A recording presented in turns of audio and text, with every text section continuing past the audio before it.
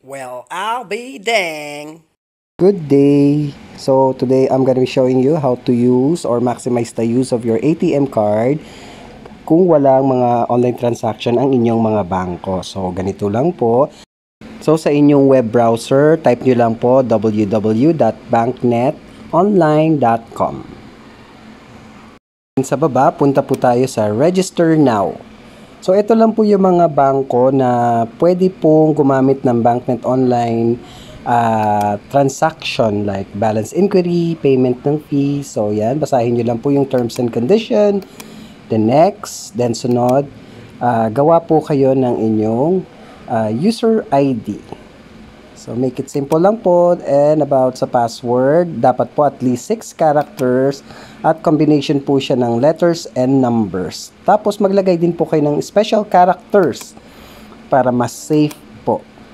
The next, okay, so kung may existing username na, gawin nyo ulit na bago. Gumawa kayo ulit ng bago hanggang tanggapin ang inyong user ID. The next, so your first name and last name. The next, then your mobile phone number. So kailangan po na tama ang ilalagay na number po dito dahil dito po pumapasok ang inyong one-time password once na magkakaroon kayo ng transaction sa BankNet like balance inquiry or bills payment. Kaya dapat maingat po kayo sa pag-input ng pangalan. Then, sunod ang inyong... teka, hindi pa tapos. Okay, number... I'm having problem with the number. Okay. Then, sunod po ang inyong valid email address. Again, dito rin po pumapasok ang OTP kapag pinili niyo po ang email. Okay, so check nyo po, double check nyo po yung mga account information po ninyo kung tama. Then, kung na-check nyo po kung tama na lahat ng information, click submit para po ma-double check ng BankNet Online kung tama po ang lahat ng information na nailagay po ninyo.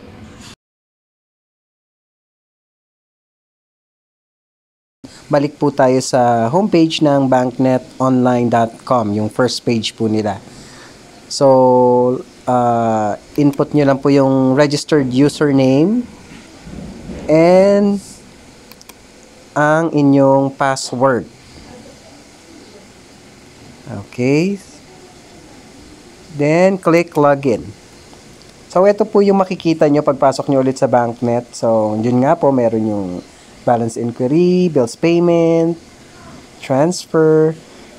So, okay. So, paano po tayo makakapag-register ng inyong ATM? So, ganito po ang inyong gagawin. So, ito po yung mga sample ng mga registered ATM cards ko na. So, hindi ko papakita. Click nyo lang po yung Add ATM. Add ATM card. So, ito po yan. Yung una, pakibasa lang po yung mga terms and condition hanggang baba.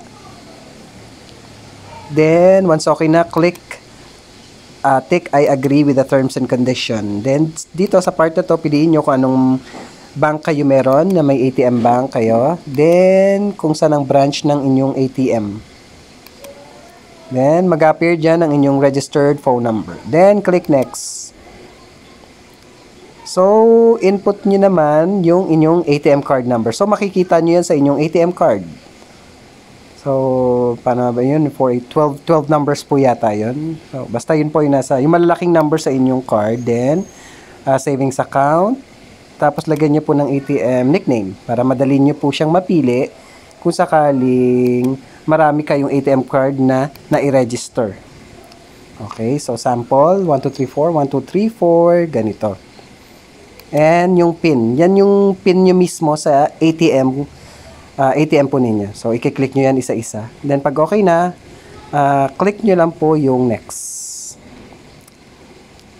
Tapos, may lalabas na confirmation po dyan. Again, i-check po ulit. Pag okay na, i-check po ulit ng BankNet Online kung tama po yung information supplied po ninyo. So, siguro mga 2 to 3 days, may email na darating na okay na po ang inyong registered ATM card. So, yan. Sa akin po, try natin kung ano pong itsura nun. For example, ito pong aking bank registered. Yan. So, security message, continue.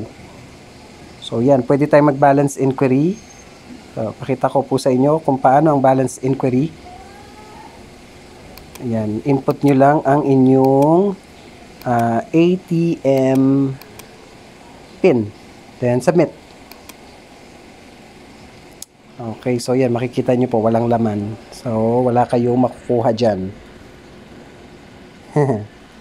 Okay, so, yan po yan. So, after nyan, pwede naman din po tayo mag-bills payment kung gusto nyo pong magbayad online ng inyong mga bills like Meralco, mobile bill, cable. So, dito po tayo nagbabayad. Basta merong laman ng inyong ATM card. So, sa pagbabayad, to security feature, kailangan ipasok nyo po muna yung one-time pinapapasok po sa inyong mobile number. So, via SMS, send OTP. So, pili kayo, email, SMS. So, mas convenient sa SMS sa text. So, yan. Hintayin lang po natin ang darating na OTP. Okay, submit. Ito yung unang dumating. So, mali. Mayroong pangalawang dumating. Pasok po natin ang pangalawang dumating na OTP. Then, pag okay na, submit. Okay. Click OK. Then, yan po. Payment. Click nyo lang kung anong babayaran nyo dyan. Pili lang kayo ng mga billers.